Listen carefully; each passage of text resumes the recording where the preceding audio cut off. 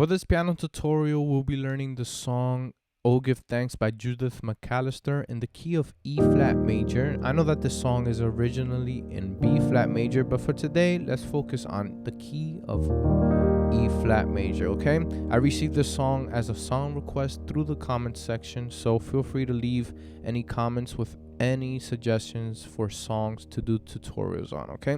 And for those of you asking about this program, which shows the voicing names and the chord names and all of that information is in the description box below, okay? So this song is very melodic in that it basically follows a voice leading structure. So the way that the chords are voiced is in a way that the melody is the last note of the chord, okay, which is something that I tend to do a lot with the chords that I play and the harmonies that I form when playing through songs, okay?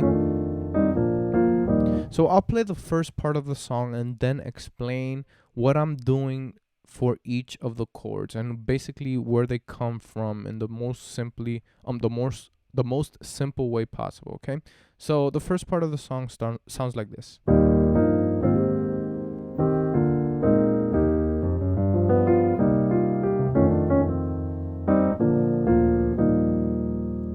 Right, so we are using different chords and basically inverting some of them to create passing chords as well. For example, this first chord, it's an E flat major add 2.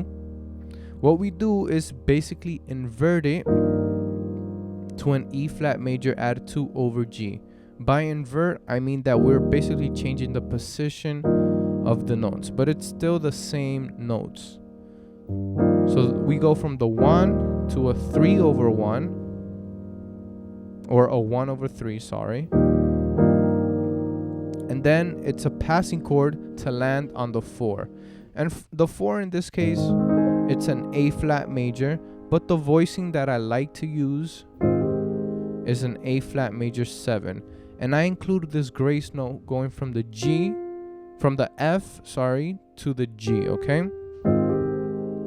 Very simple to do, and it basically gives it that sound like if we were playing an A flat major 6 to a major 7, okay? So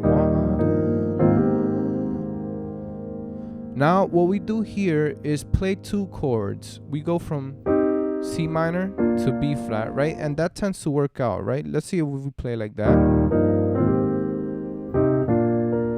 Right? That's the way the song will sound if we play it that way. But what I do is incorporate a drop 2 voicing to these chords. So I take E flat and I drop it down an octave to E flat down here. Then I also take B flat and drop the D an octave, okay? So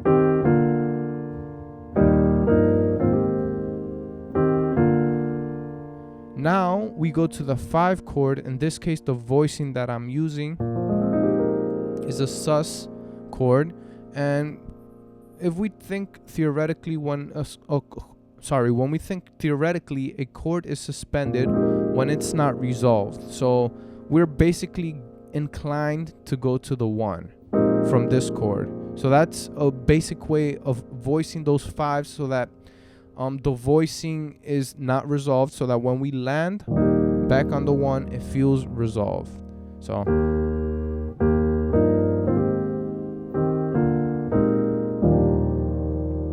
we land on this E flat major 9, okay?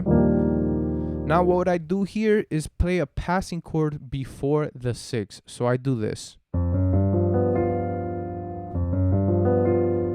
So I start off from F, I go up chromatically to the 3, which is G in this case, my passing chord, and I play the minor 7th, the 3rd, and again the minor 7th, okay?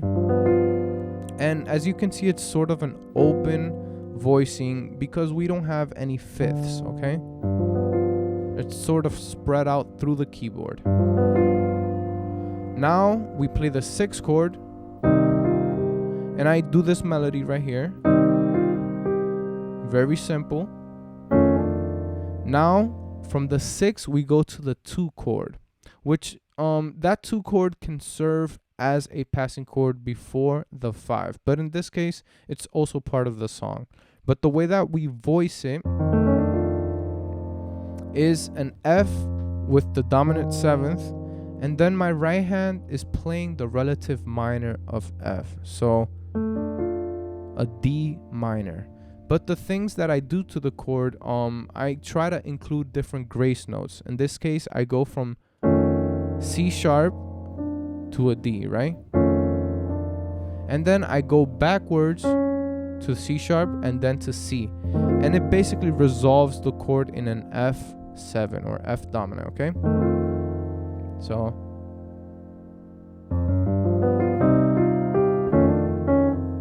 like that. Now we simply play a C minor as a passing chord to the 5, and we land on the 5. Then we invert that 5, so it becomes a 5/7, and we're back on that E flat major. So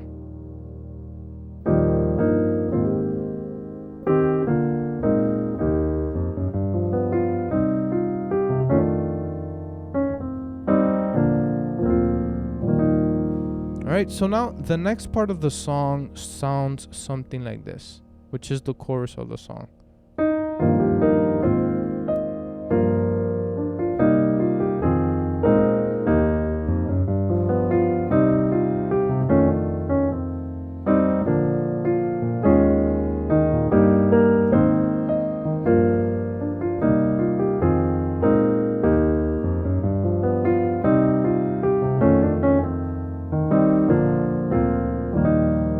So as you can hear, most of the chords are basically the same for this next part. The only things that change are some grace notes and some melodic lines that I include. And I'm trying to do it as simple as possible, so that way you can learn how to apply these concepts to other songs as well. So what I do here is play this melodic line from F to G, and then I play E flat and B flat. Right, and it's following the melody of the song, and my left hand is just playing this chord right here, which is an inverted E sus2, right? Or sorry, an E flat major add 2. Sorry about that. So we do the same chord on the 4. We play the melody. So we go to a 3 minor 7, in this case G minor 7. Play the melody onto the 6, minor 2, that sus5 that we did before, then the passing chord, then onto the 6, same progression that we did before. Sorry. Same passing chords again, and then here we include a substitution. Instead of going straight to the 1, we basically give the inference that we're going back to the 4. We're repeating the chorus. So instead of just playing a 1, we play a sus1. So an E flat 9 sus4, which is just a C sharp over E flat, okay?